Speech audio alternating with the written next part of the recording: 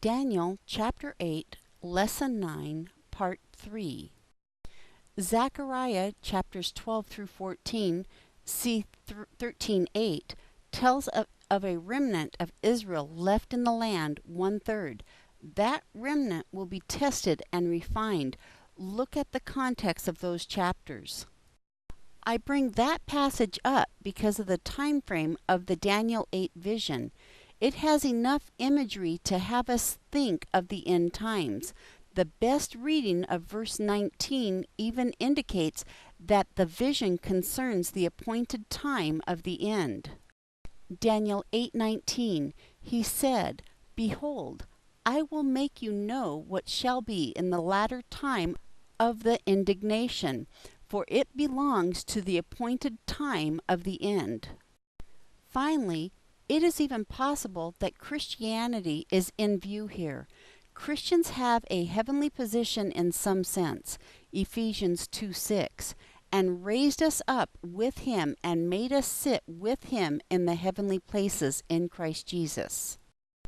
The angel's interpretation, verse 8:24, shows that however we interpret this, whether angelic actions in heavens or earthly activities, God's people, the holy people, are affected. The prophecy speaks of great destruction.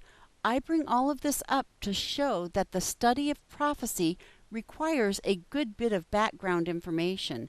At first glance, there are a number of possibilities.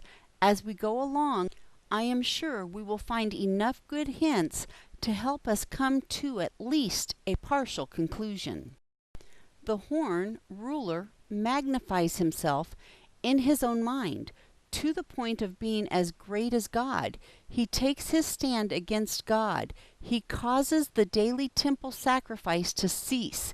He does great harm to the sanctuary, the temple, specifically the Holy of Holies. This sounds a good deal like Daniel 9:26 and Daniel 11:36. Remember my earlier suggestion that Daniel and Revelation have repeating parallel prophetic accounts of the same activities, each adding details. Prophecy and fulfillment. Prophecy often seems to have more than one fulfillment leading up to the grand finale fulfillment. One fulfillment may be a type of the main fulfillment still to come. That is especially important if Daniel's vision concerns the time of the end. The first fulfillment of the chapter 8 vision leads us to Antiochus Epiphanes. His name is interesting. Epiphanes means manifest. He fancied himself to be Zeus, a great god, manifest on earth. He was a promoter of Greek culture, Hellenism. He came to power in 175 BC within the Seleucid dynasty. Remember, the Seleucus was one of the 4 generals who took over after the death of Alexander. The Seleucid kingdom stretched from Syria into Iran. It was in the territory that we today call the Middle East. Antiochus tried to wipe out Judaism. He even set up an altar to Zeus in the Jewish temple. That started a successful revolt led by the Maccabees. The temple was cleansed and Israel had freedom for many years thereafter. Hanukkah is the celebration of that restoration of the temple. Other possibilities for fulfillment subsequent to Antiochus, who seems to have been a type for the coming Antichrist. Rome. Was Rome a type for the Antichrist, power yet to come? I will agree with this to the point that the Antichrist does seem to come from territory that was under Roman control. See Daniel chapter 7. It has also been suggested by some that the empire represented by the horn of Daniel 8:9 was Rome. That really does not seem likely. We know the horn came from the Empire of Greece, from territory of one of the 4 generals who came to power after Alexander. The horn grew to the east and south.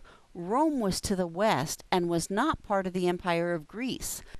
During the time of Alexander, Rome was something of a backwater city-state, of no importance to Alexander.